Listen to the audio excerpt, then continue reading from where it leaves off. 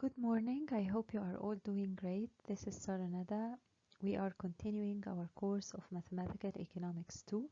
Starting from today, we will have our courses audio recorded.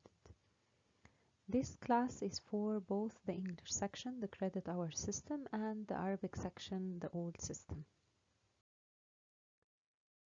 Today is our first audio recorded lecture, which is lecture number 12, March 17.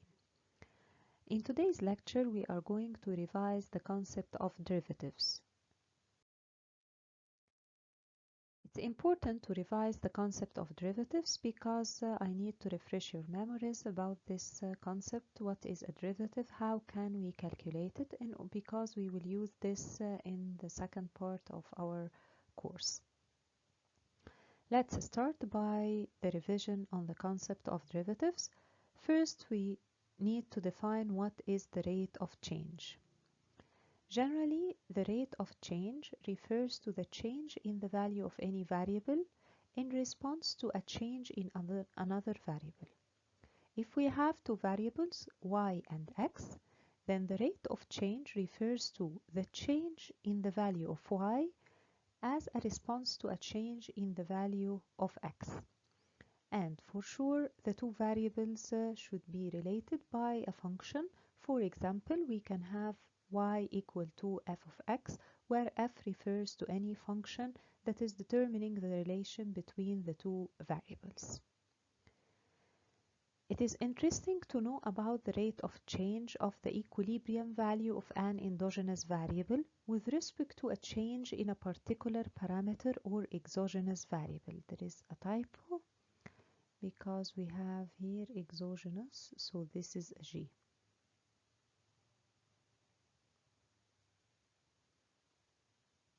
So this is a G, okay, exogenous variable.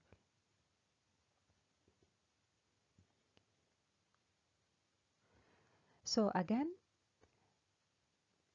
we define the rate of change generally, but remember that it can be applied to the equilibrium. Remember, in our first part of the course, we were studying the static analysis where we are calculating the equilibrium. At the very first lectures, we were calculating the equilibrium. So it will be interesting to know what is the rate of change of an equilibrium value of an endogenous variable if the value of the exogenous variable or a parameter it changes. Note that there is another typo. We can just erase this.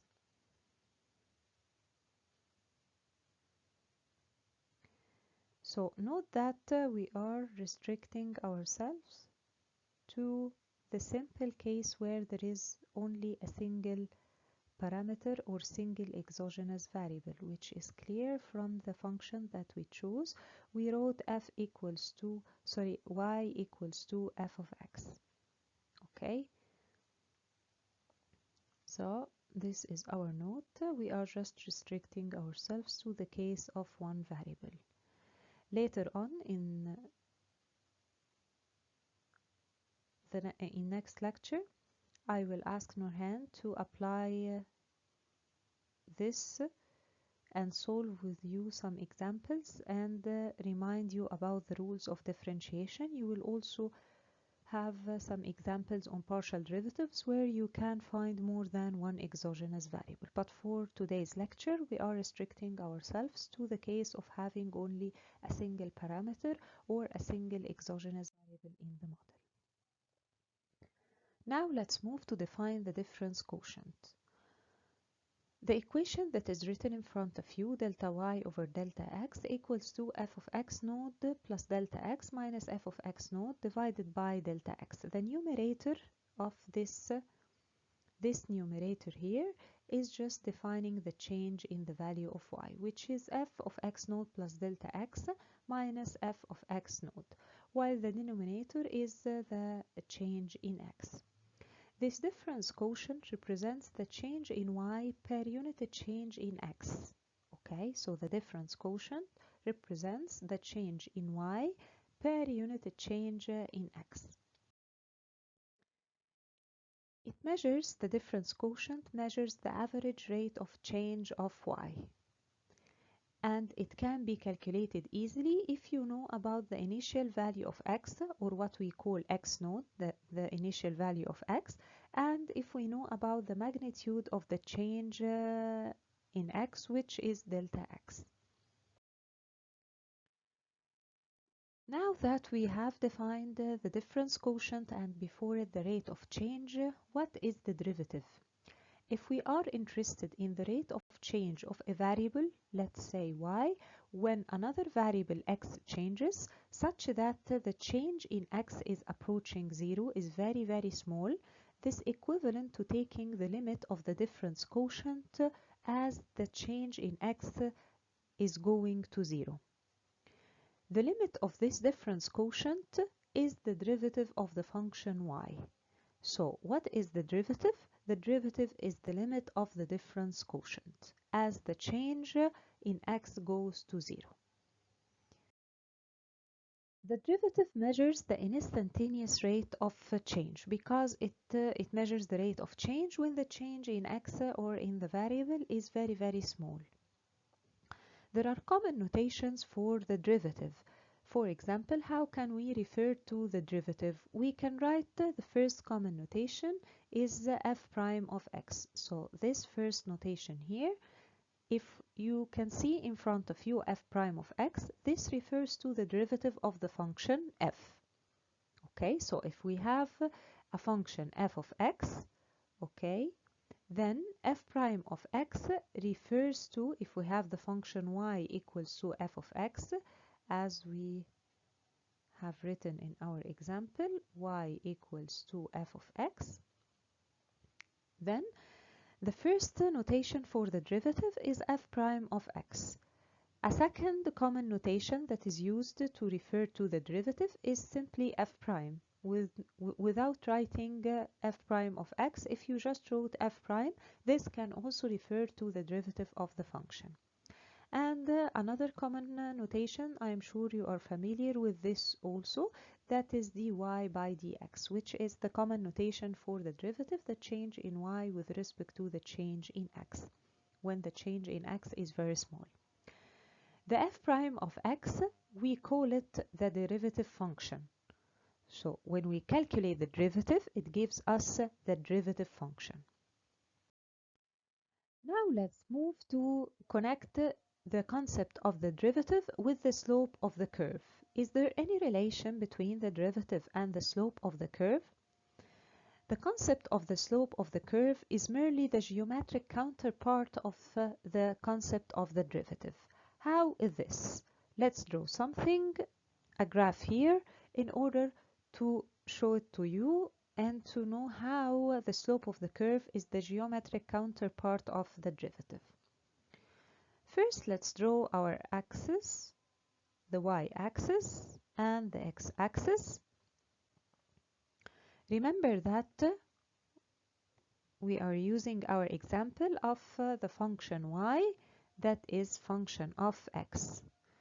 This means that we are expecting to have on the y-axis the y, which is function of x, and on the x-axis we will have the variable x. We need to draw this function, so we will assume that this function is a curve. So assume that we have this curve here. So this is f of x, which is y. So this is the f of x, the function itself. First, let's show the rate of change on the graph. What is the rate of change? The rate of change, or the difference quotient first, is the change in y divided by the change in x. So for example, if we are at a point here and move to another point here, you can find that this part is the change in y. So this is the change in y, and this line segment is just the change in x. This means that the difference quotient is represented by the green triangle with one border that is Bordeaux, the triangle ABC. So the triangle ABC that you can see in front of you, this triangle here, is just representing the change, the difference quotient, which is delta y over delta x. Okay, but is this the slope? Not yet. Why? Because remember that the derivative means the difference quotient when the change is very small. So this is not yet the derivative. What about the slope? It's not yet the slope because remember we have a curve. If we want to measure the slope at the point B, this means what? You remember that in order to draw the slope, let's choose one different color. Okay, so if we want to draw the slope, if we want to calculate the slope at point B, we need to draw the tangent line to this curve at this point. So this tangent line, you can see that it is just touching the curve at point B. So the slope of the curve is the slope of this tangent line. If you go back to the green triangle, what happens if the change in x shrinks or decreases? This triangle will shrink, shrink, shrink, shrink more and more until it is just simply this the slope of the tangent line, right? It will be just the slope of this point here. That's why the slope of the curve is just the derivative, because the slope of the curve is the slope of the tangent line, okay? And the derivative is the change in y over the change in x when the change in x is very, very small. So if the triangle ABC shrinks and decreases until it is very, very small, you will find that it will be just the slope of the tangent line, which means that the slope of the curve is merely the counterpart of the slope of the derivative. Okay? So by this diagram, we made it clear how to represent the rate of change on the graph, how to show that the rate of change or the derivative is just the slope of the curve.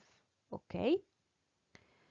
Now let's move to our next lecture. By now we have just defined what is the derivative, and we clarified the concept of the derivative from a mathematical point of view. What about economics? We need to relate this to economics because remember our course is mathematical economics, so it's not only studying the mathematical concepts but relating this to economics and seeing how this can be applied to economics.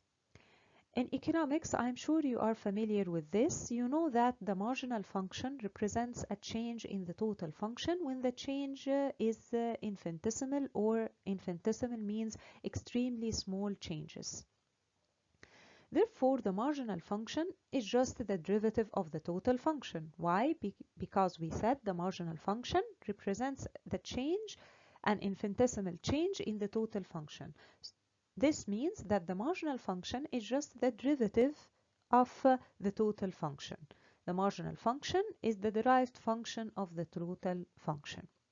For example, to make things clear, if we have the total cost function, if you know about the total cost function, how can you calculate and get the marginal cost? We get the marginal cost by taking the first derivative of the total cost, because we said that the marginal is the derivative of the total, or is the derived function of the total. So the marginal cost is the derived function of the total cost function, or is the derivative of the total cost function. It's not only applied to the cost. This is general, like it applies to the revenue and to other economic concepts as well. For example, if we have a total revenue function, what about the first derivative of the total revenue function? It is the marginal revenue function. Or we can say it in other words that the marginal revenue is the derivative of the total revenue. So this relation between the marginal and the total is general. It's not only applied to the cost function that is stated in the example in front of you in these slides. I will stop here for today. Next lecture, Nurhan will remind you about the rules of differentiation, whether it is simple derivative with only one variable or partial derivatives, and we'll solve a couple of examples.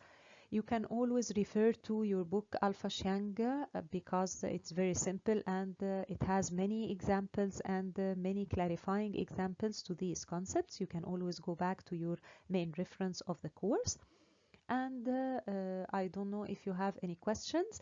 I cannot take your questions right now, but you can send me always on my email that is written in front of you. If you have any questions, just write to me and I will reply as soon as I read your emails. I hope you enjoyed today's lecture and see you next lecture.